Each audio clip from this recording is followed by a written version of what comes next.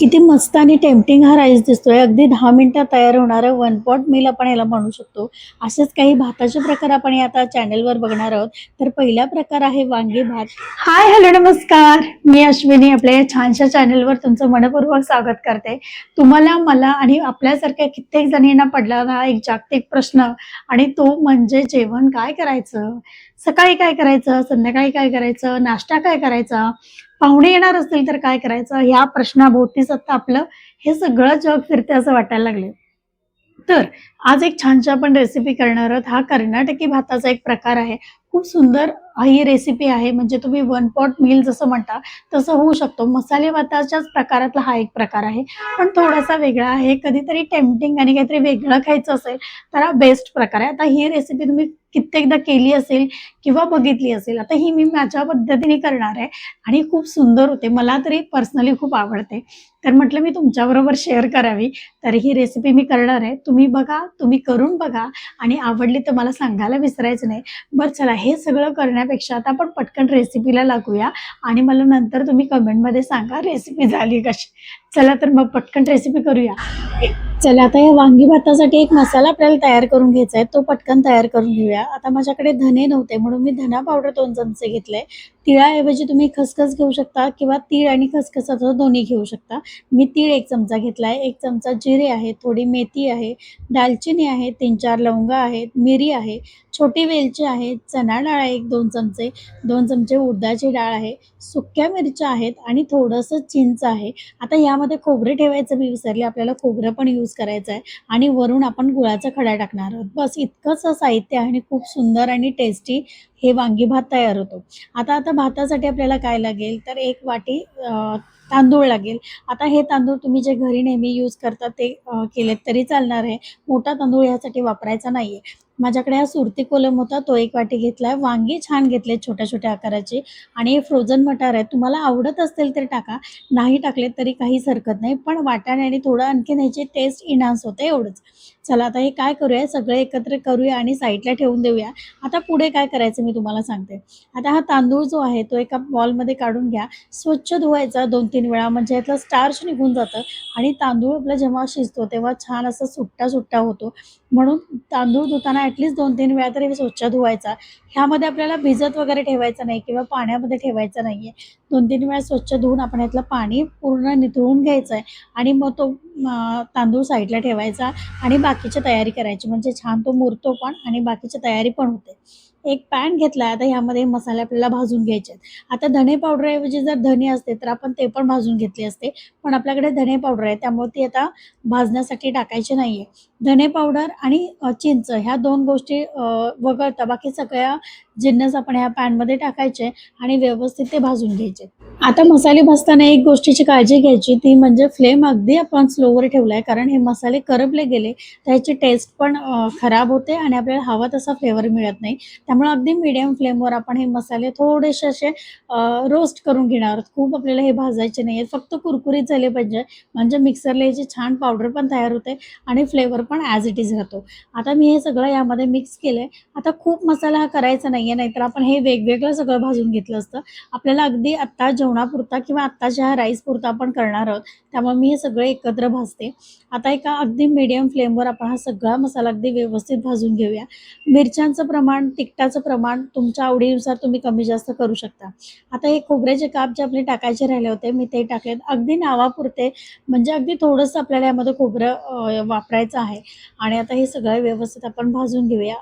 ह्या मसाल्यामुळे खरं तर आपल्या वांगी भाताला एक टेस्ट छान येते. हा मसाला भाजायचा, अगदी थंड करायचा आणि मग आपण तो मिक्सरला वाटणार आहोत. आता हा मसाला बऱ्यापैकी थंड झालाय. आता मिक्सरला ह्याची आपण पावडर करून घेऊया. जितकी शक्य होईल तितकी बारीक आपण ही पावडर तयार करून घ्यायची. हे वाटताना सुद्धा आपण ह्यामध्ये आता एवढंच टाकणार आहोत आणि एकदा वाटून झाल्यानंतर मग यामध्ये आपण जी धने पावडर ऑलरेडी आपली पावडर आहे ती आणि चिंच, त्याचबरोबर तुम्ही गूळ पण त्यामध्ये लागलीच ॲड करू शकता.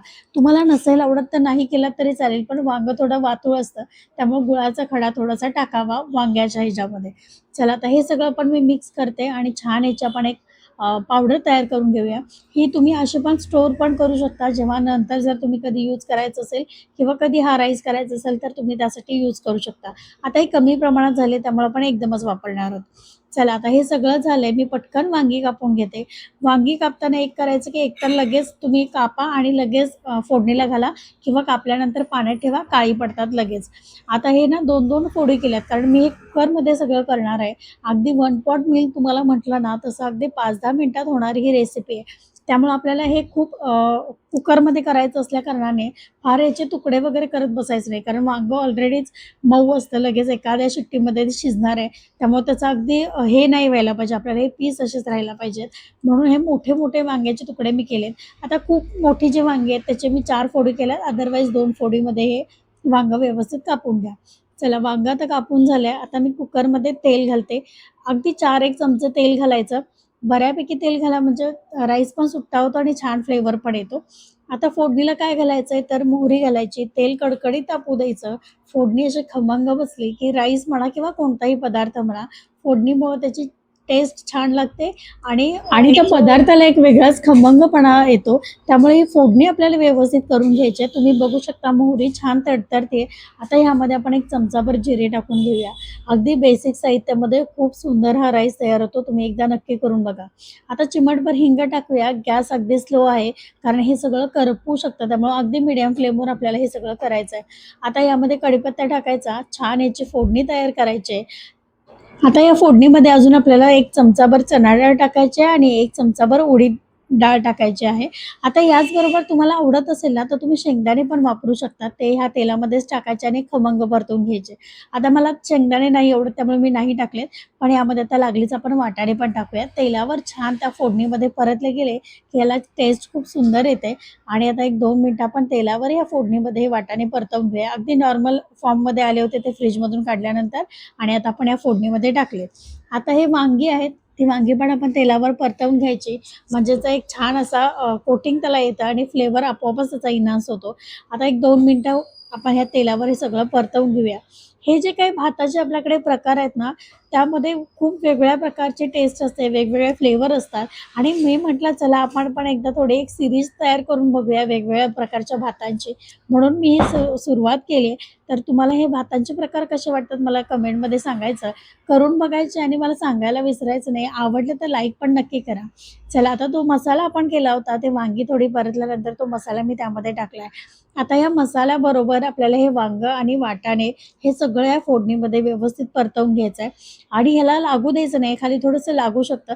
त्यामुळे मी एका बाजूला काय केलंय, गरम पाणी करायला ठेवलंय, कारण ह्या राईसमध्ये आता आपल्याला गरम पाण्याचा वापर करायचा आहे. आता एक 2-3 मिनिटं मी हे ते मसाल्याबरोबर हे सगळे वांगं म्हणा किंवा वाटाणे म्हणा सगळे व्यवस्थित परतवून घेते. आपले तांदूळ छान मुरलं असेल, आता त्यातलं थोडंसं पाणी काढून टाकायचं आणि तांदूळ त्या फोडणीमध्ये आपण घालायचे. आता हे तांदूळ या छान मसाल्याबरोबर आपण एक 2-3 मिनिटं परतवून घेऊया. गॅस आताही स्लो फ्लेमवरच आहे. आता तुम्हाला सांगते, हे जर तांदूळ तुम्हाला कुकरमध्ये लावायचं असेल किंवा हा राईस तुम्हाला कुकरमध्ये करायचा असेल, तर 1 वाटी तांदळाला 1.5 वाटीच पाणी तुम्ही वापरायचं आणि फक्त 2 शिट्ट्या करायच्या. तेच जर तुम्हाला सुट्टा हा तांदूळ शिजवायचा असेल किंवा सुट्टा हा राईस करायचा असेल, तर तुम्ही 1 वाटी तांदळाला 2 वाटी पाणी आणि झाकण ठेवून हा व्यवस्थित मुरू द्यायचा. खूप सुंदर सुटसुटीत हा भात तयार होतो आणि टेस्ट म्हणाल तर अगदी भन्नाट लागते. तुम्ही बघू शकता एक 5 मिनिटं झालेत. मी व्यवस्थित हा तांदूळ त्या मसाल्यामध्ये कोट करून घेतलाय, छान परतवून घेतलाय. त्याला आपोआपच एक मॉइश्चर तयार होतं आणि ह्यामध्ये आता आपण गरम पाणी घालूया. पाणी थोडं मोजून घाला किंवा तुम्ही कोणत्या प्रकारचा भात वापरता तुम्हाला तर अंदाज असेल, त्या हिशोबाने तुम्ही हे पाण्याचं प्रमाण कमी जास्त करा. ह्या स्टेजला मीठ वगैरे चेक करायचं. मीठ कमी जास्त असू शकतं आणि त्यात मीठ टाकायचं. वरून थोडंसं तूप टाकायचं आणि आपण हे झाकण लावणार आहोत. आता ह्यामध्ये मी अजून काय टाकलंय, तर 1 चमचाभर फक्त गोडा मसाला टाकलाय. तो ऑप्शनल आहे. आपण जे मसाले टाकले त्यामध्ये पण छान होतो. पण गोडा मसाल्याने थोडी टेस्ट त्याची अजून एन्हान्स होते. म्हणून 1 चमचाभरच फक्त टाकलाय. ह्यामध्ये तूप टाकले ते दाखवायचं राहिलंय. 1 चमचाभर तूप टाकायचं. एक छान उकळी येऊ द्यायची. कुकरचं झाकण लावायचं. 2 किंवा 3 शिट्ट्यांमध्ये हा राईस अगदी प्रॉपर तयार होतो. आता तुमच्याकडे कुकरचं टेम्परेचर कसं आहे त्या हिशोबाने तुम्ही करू शकता. मला फक्त 2 कुकरच्या शिट्ट्या घ्याव्या लागल्या आणि त्यामध्ये खूप सुंदर हा राईस तयार झाला. मी कुकर झाल्या-झाल्या जरा एकदा खोलून परत एकदा मिक्स केलं होतं आणि परत ह्यावर झाकण ठेवलं होतं. तुम्ही बघू शकता खूप सुंदर हा राईस तयार होतो. काय अरोमा पसरलाय म्हणून सांगू. आत्ता लगेच खायची इच्छा होते, पण तुम्हाला मला पुढे दाखवायचं नाही म्हणून मी थांबली. चला यावर कोथिंबीर टाकूया आणि आता हा राईस सर्व्ह करण्यासाठी तयार आहे.